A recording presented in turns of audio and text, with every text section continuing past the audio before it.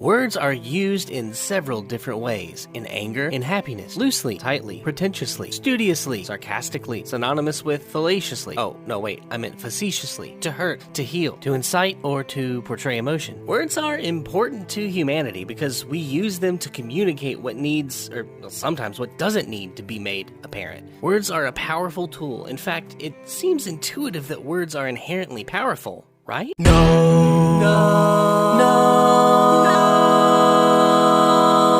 Nope.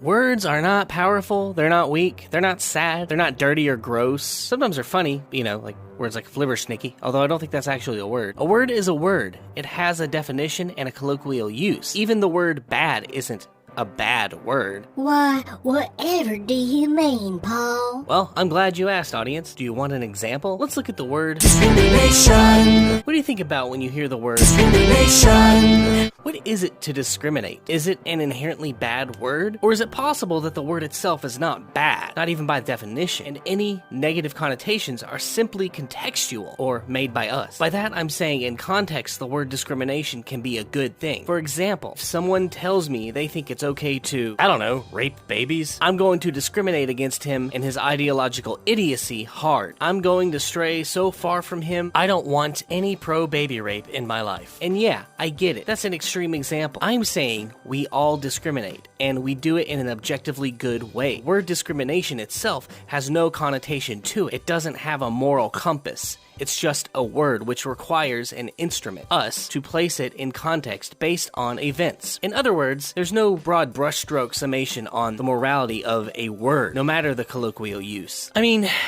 Ask yourself, where does the power come from in Martin Luther King Jr.'s I Have a Dream speech? It comes from MLK, it comes from the context of his life and the socio-political landscape of that time period. The words are merely how he delivered his message of peace and unity. The action of writing is powerful in the right hands, and oh boy, were his the right hands. But the words are simply words, and if you want an example of that, just jumble around the words in the I Have a Dream speech. Like jumble the part where he says, I have a dream that man will be judged by the content of his character and not the color of his skin. Let's say I have a character of content and skin. See what I mean? It doesn't really make sense, it's not powerful, it's just words put together. Because words are useless without guidance. The power of the individual wielding his pen, now that is important. But Paul, surely some words are bad. Surely there are awful words that cause massive harm. I was taught not to say bad words, dang it. Pardon my French. There has to be some bad words. Because words hurt. Okay, words hurt. Look, words don't hurt people.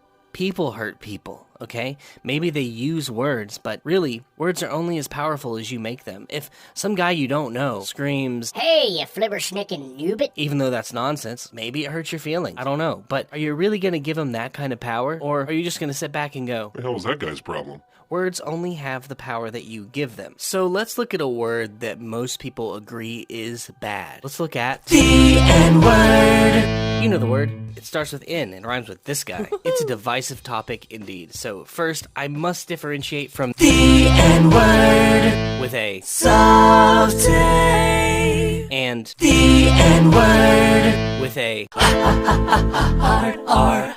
The N-word has been used historically to belittle an entire race or an individual. It was used widely in a time where America was all Jim Crow and not yet woke AF. I realize how silly this is. I'm sorry.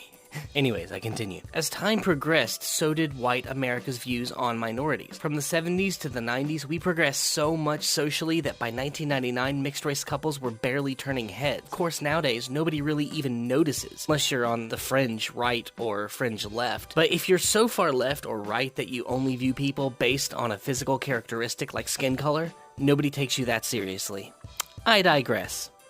When it ends with a soft A, it's a term of endearment used by Snoop Dogg and the rest of hip-hop culture. It started to become mainstream sometime in the late 80s and early 90s, and by 1999 it was so common in vernacular across the US that little white kids were getting punched for saying it. The word, however, is still just a word. But Paul, if it's just a word and context is so important, why don't you just say it now? Well, dear viewer, good point, I'm glad you asked, because where I believe my thoughts to be true and have ample evidence on my side, there are still people out there who believe one word can be inherently bad, and YouTube would probably be like, hey, don't say that and take my video down. Those people don't believe in context. They simply say it's always bad no matter what, whether it's a hard A or soft R, even though if using it now without censoring myself, I would be using it in an educational manner, The N-word. would not be used in a disparaging way.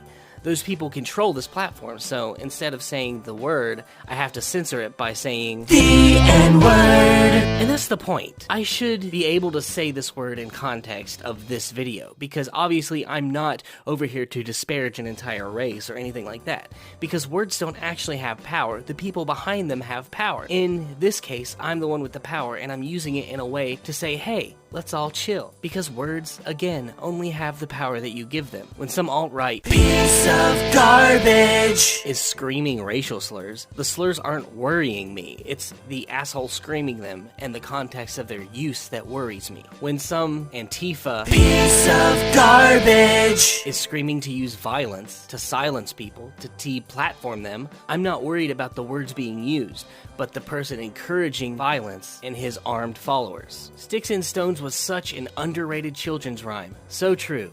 So true. The words don't hurt. That's why no word is illegal, and no word should ever be illegal. But what about yelling fire in a crowded theater? Isn't that illegal? Well, if you simply yell fire and nobody responds, then no, that's not illegal. The actual action of yelling fire isn't illegal. It's the incitement of a riot or violence. Yes, that is illegal. So if I yell fire and it actually works, and people go fucking crazy, well, then I'm in trouble. The actual words aren't illegal or bad. The results of inciting the panic, riot, or whatever are why you will be arrested. The bottom line is words are not inherently bad nor good. People who use them are. Thanks for watching, guys. I love you. What the fuck? I'll never know why some need